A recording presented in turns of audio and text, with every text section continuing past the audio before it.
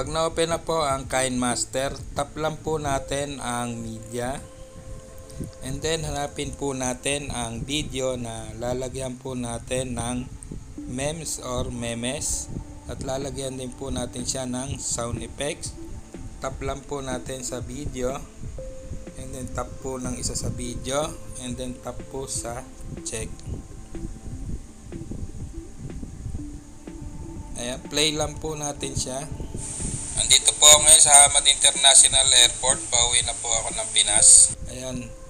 Stop lang po natin siya kung saan gawin po natin gustong lagyan ng memes or memes ang ating video. Kapag lalagyan na po natin siya ng memes, tap lang po natin dito sa layer and then tap po sa media.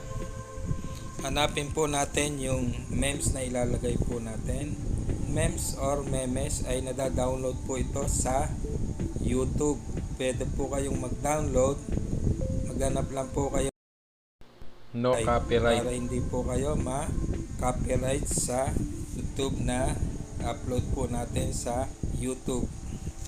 Tap lang po natin dito sa video and then tap po natin sa memes na ating ilalagay and then tap po ang check. Ayan, play po natin siya. Oh my God!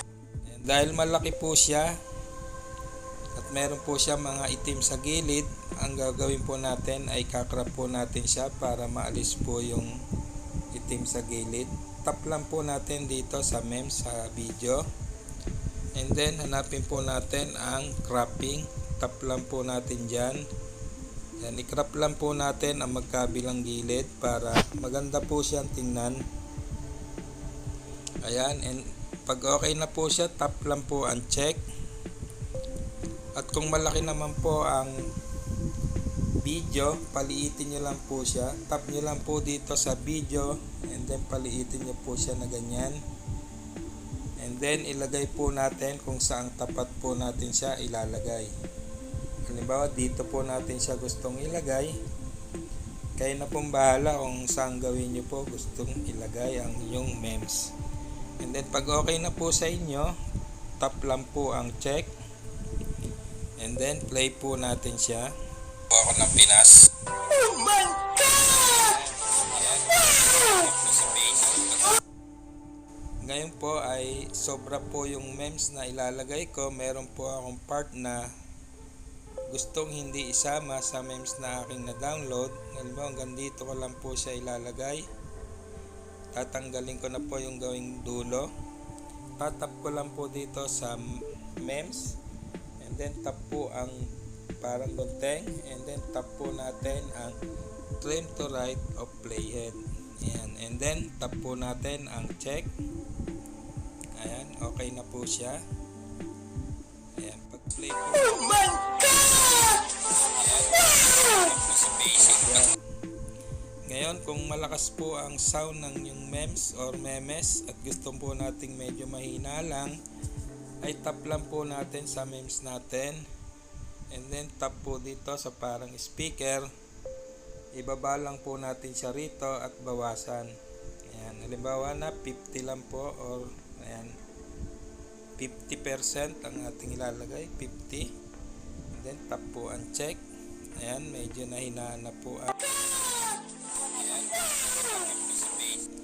ngayon kung gusto naman po nating ilagay na nakasunod lang po sa ating video ang memes, ayaw po natin ng gantong style, didelete ko lang po siya para makita nyo po. Ayan, dahil ayan, delete ko lang po siya. Kung gusto naman po natin ay nakadugtong lang po sa ating video ang memes na ating ilalagay. International Airport, pauwi na po ako ng Pinas. Ayan, halimbawa hanggang dito na lang po ang ilalagay nating memes dito sa may guhit na pula. Isusunod lang po natin siya sa ating video. Ang gagawin po natin ay tap lang po sa video and then tap po natin dito sa parang gunting and then tap po natin ang split at playhead and then tap po natin dito sa check. Ayan, pag okay na po siya, tap naman po natin dito sa media, tap po natin sa video, and then tap po natin yung memes na ating ilalagay, tap po ng isa, and then tap po ang check. Yan, kaya pag nag-play po tayo, nakasunod lang po siya sa ating Pinas.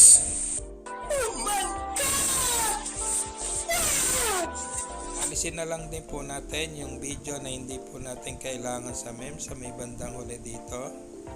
Ayan, halimbawa ganyan lang po ang kailangan natin. Tatap lang po natin dito sa video.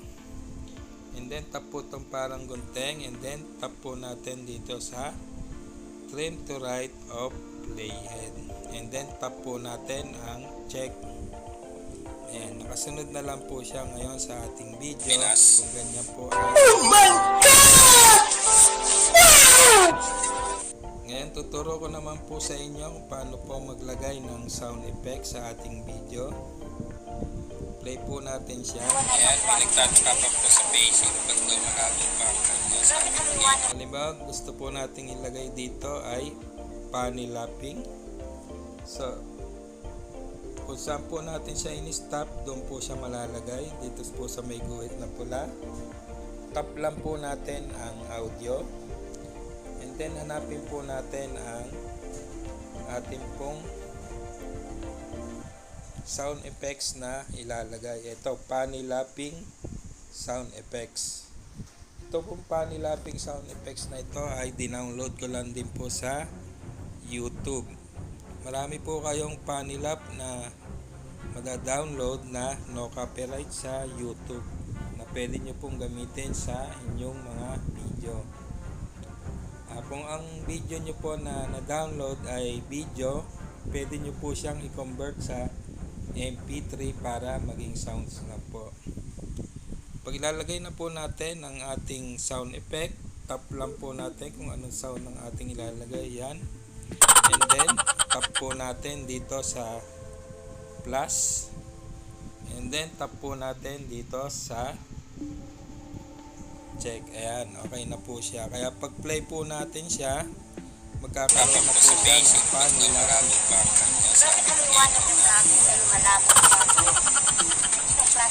Okay na po siya. Meron na po siyang sound effects. Ayan, ganyan lang po ang kadali maglagay ng memes or memes at maglagay po ng sound effects sa ating video na i-upload po natin sa YouTube. Sana po ay may natutunan kayo sa panonood ng video ito. At kung bago ka pa lang sa channel ko, please subscribe and hit the bell button para ma-update pa po kayo sa susunod ko pang video. Thank you and God bless you.